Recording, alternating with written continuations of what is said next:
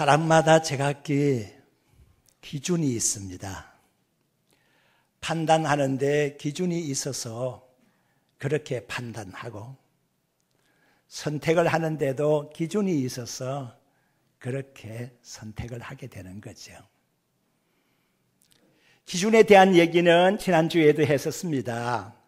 말씀해 보니까 많은 사람들이 제각기 자기 다림줄을 가지고서 담을 쌓았다고 했습니다.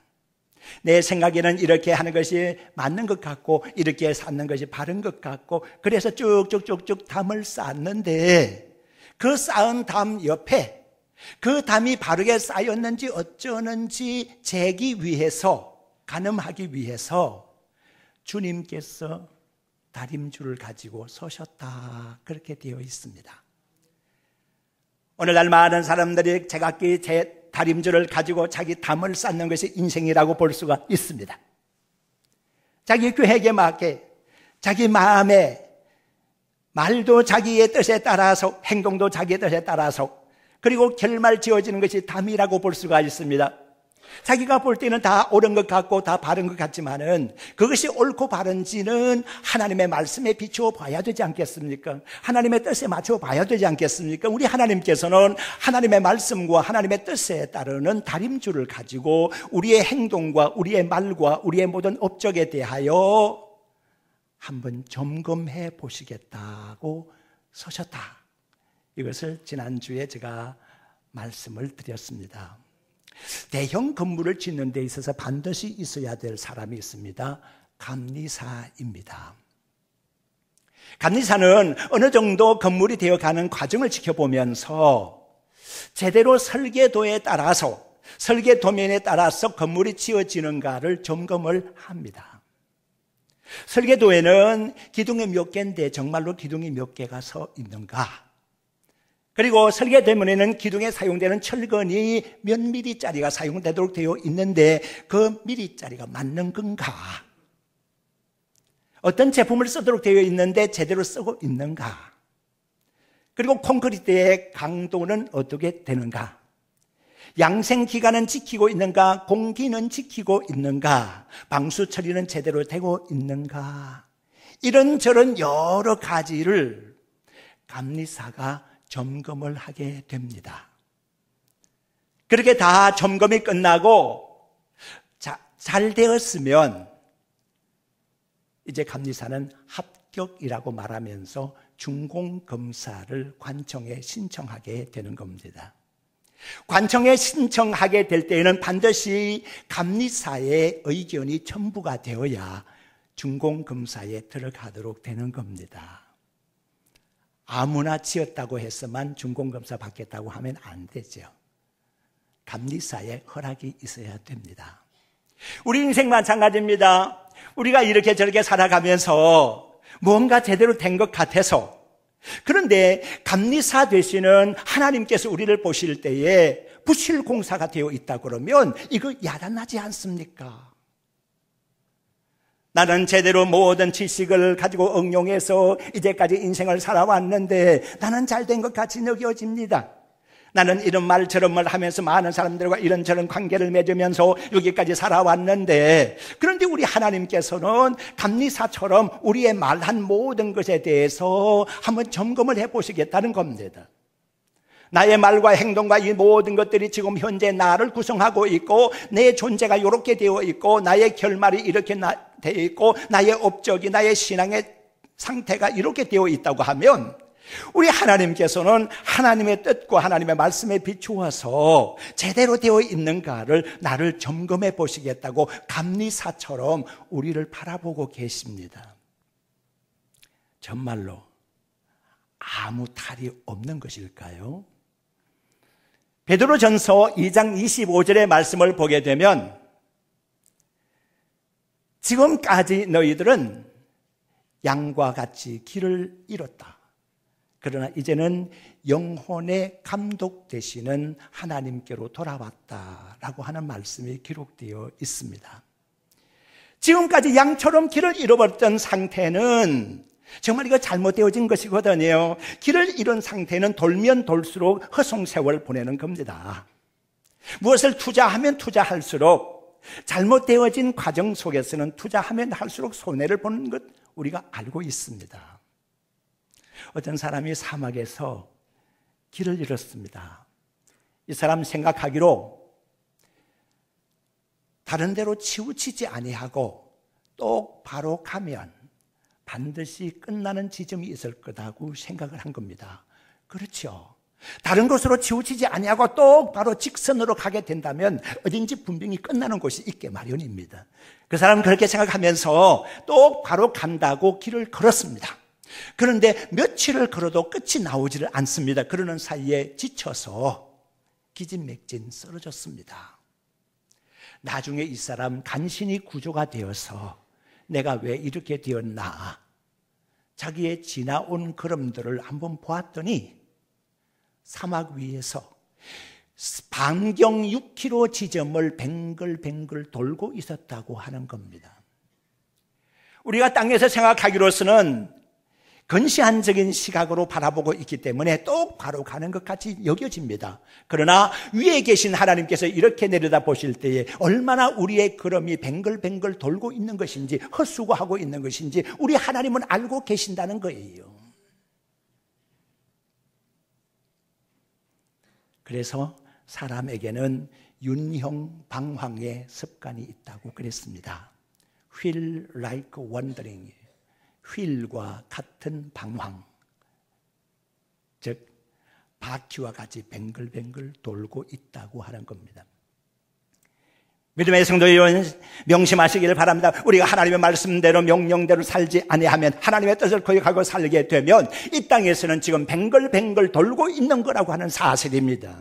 이러다가 영혼의 감독 되시고 영혼의 목자 되신 예수 그리스도를 만났다고 하는 겁니다. 그러면 이때부터 시작입니다.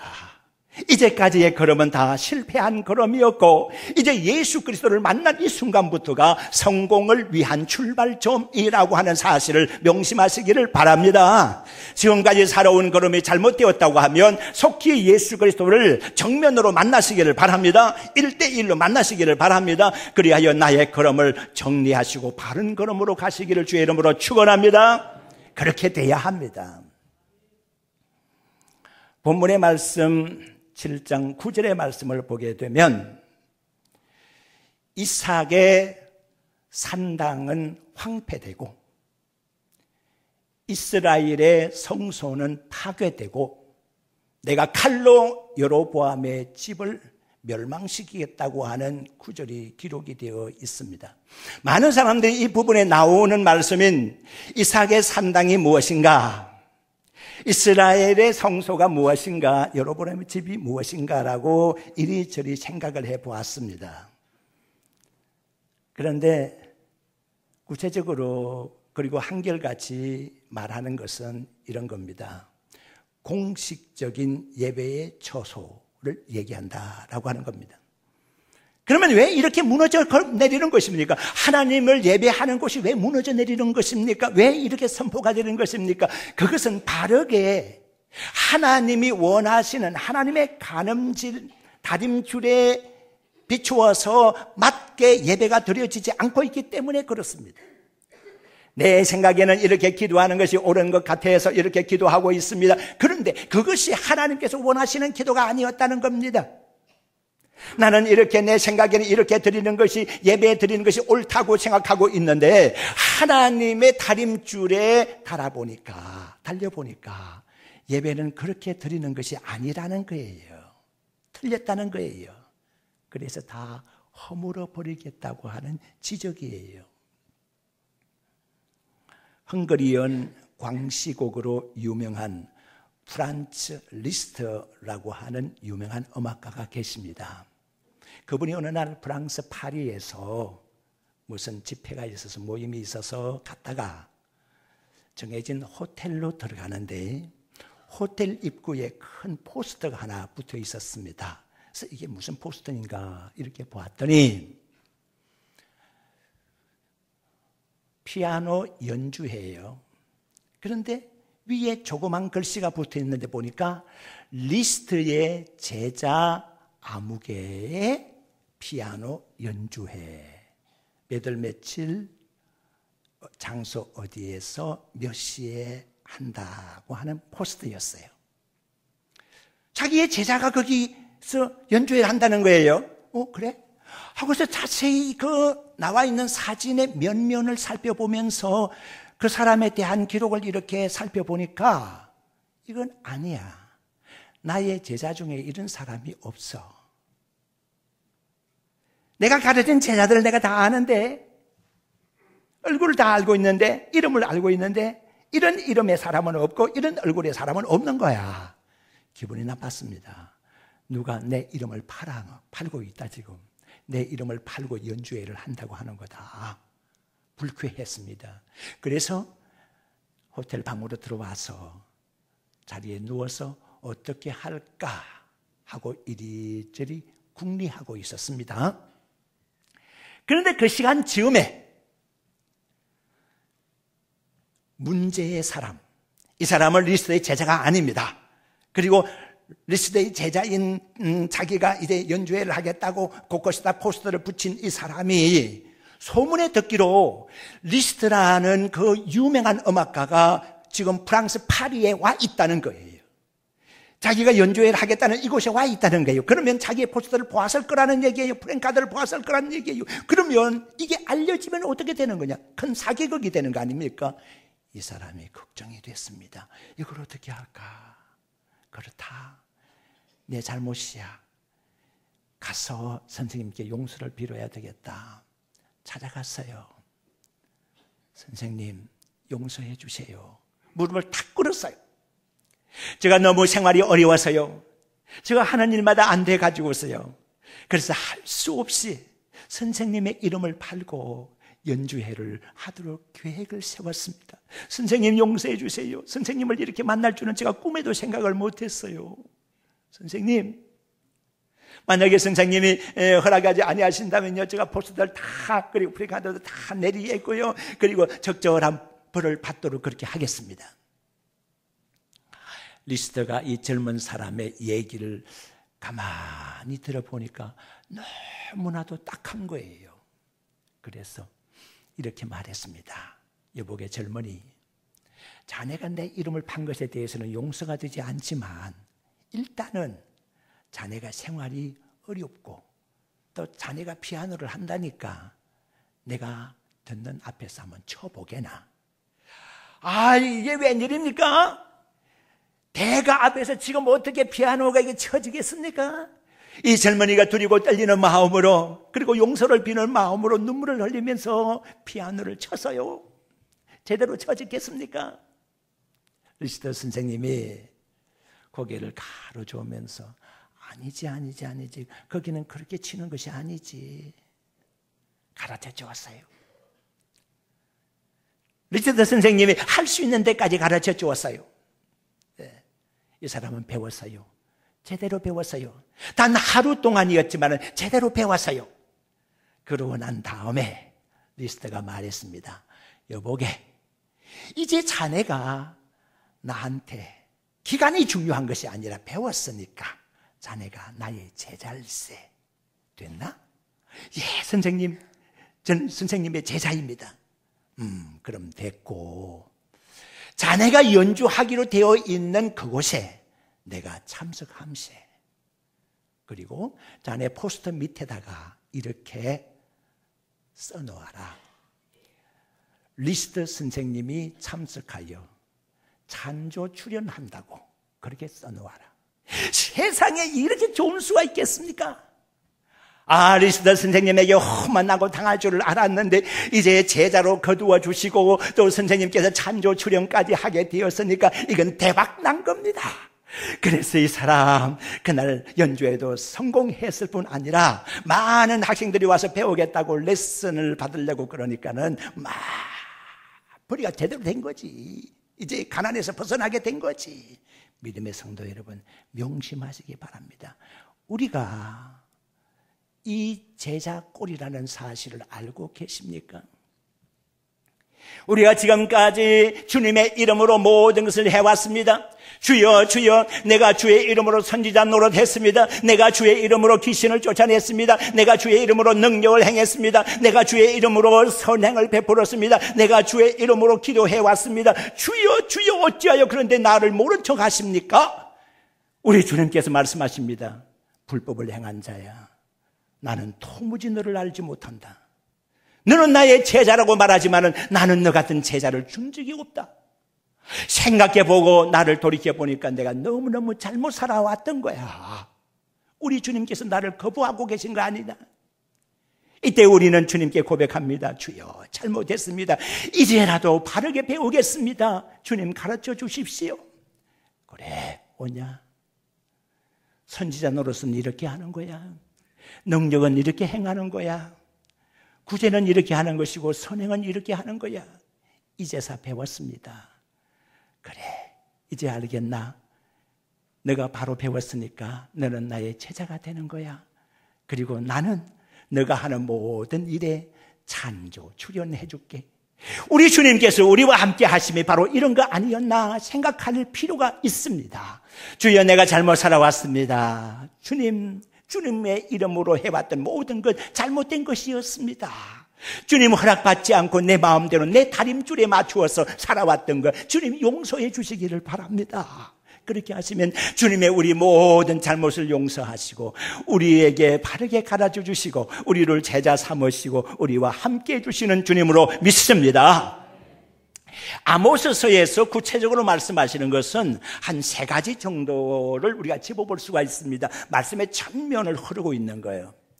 이런 집은 허물어라, 이런 집은 황폐하여야 되고, 이런 집은 파멸이 돼야 되고, 이런 집은 지어야 된다. 첫째가 뭔가 하면 잘 사는 집은 허물어라, 대신에 바르게 사는 집을 지어라. 믿음의 성도 여러분, 오늘날 많은 사람들이 경제적으로 부를 누리면서 많은 사람들에게 자랑하면서 편하게 살면 그게 웰빙으로 생각하고 있는 줄 우리는 알고 있습니다.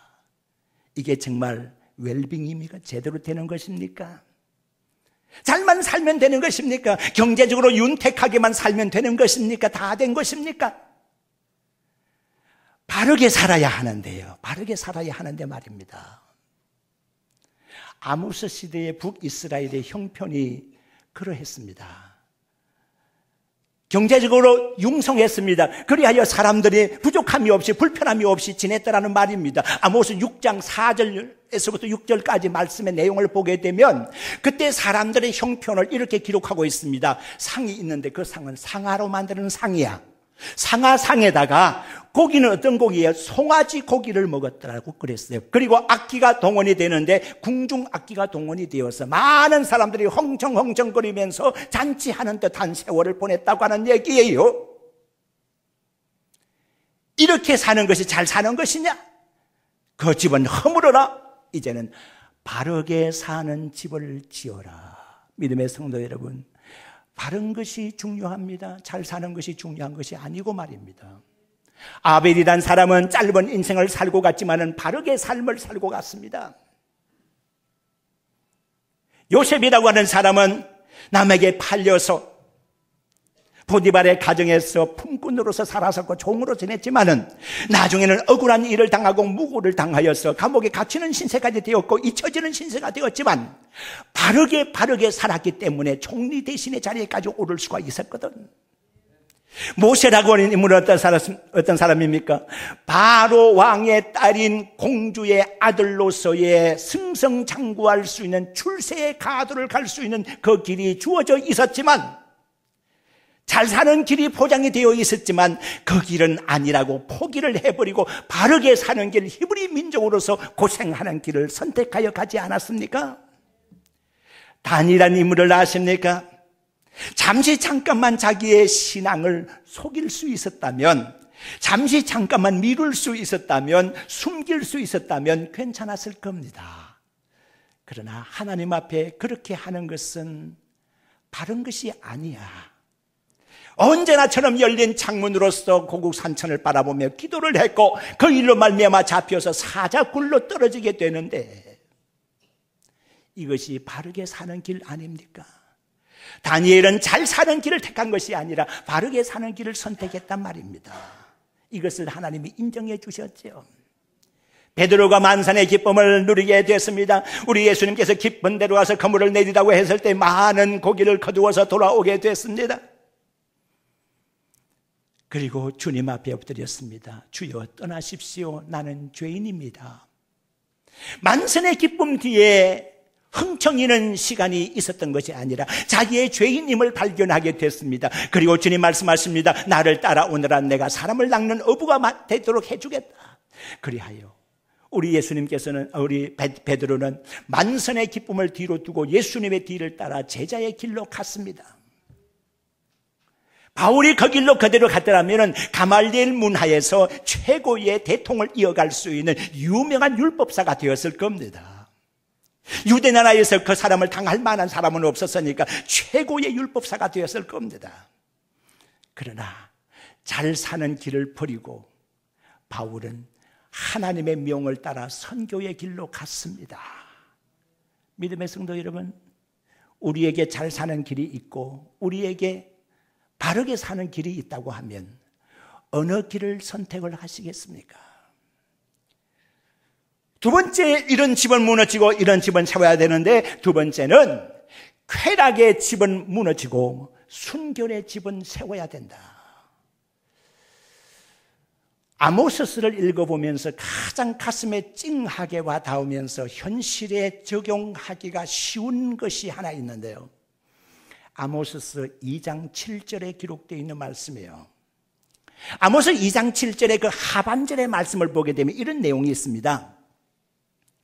아버지와 아들이 한 젊은 여자의 집으로 들어가고 나오고 하는 말씀이 기록되어 있습니다. 이 말씀 무슨 말씀입니까? 한 창녀를 두고 그 집으로 아버지도 들어갔다 나왔고 아들도 들어가고 나왔더라는 얘기거든요. 가슴 아픈 얘기입니다. 이로 말미암아 이스라엘 백성들의 순결이 다 이루어져 버렸다는 게, 이제 그 순결을 회복하라고 하는 말씀이 되는 것이거든요.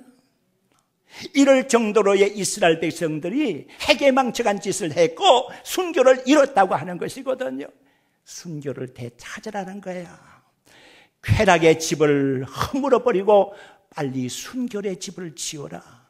마지막으로 세 번째는 율법의 집을 허물고 은혜와 믿음의 집을 지어라. 아모스서를 계속 흘러내리는 것은요, 공의의 하나님에 대한 말씀입니다. 율법적인 적용에 따라서 너무나도 잘못되었기 때문에 공의의 하나님이 심판하실 거라고 하는 말씀이거든요. 그런데 이 율법의 적용에서 살려고 그러면 모든 인생들이 거기에 그 하나님의 다림줄에 합격할 사람이 아무도 없어. 그러면 우리는 어떻게 해야 돼요? 믿음으로 하나님의 은혜로 하나님께로 나가는 길밖에 없잖아요. 우리가 잘 돼서 사는 것이 아닙니다. 잘못되어져 있지만 오늘 우리가 살아있는 것은 하나님의 은혜인 줄 아시기를 바랍니다.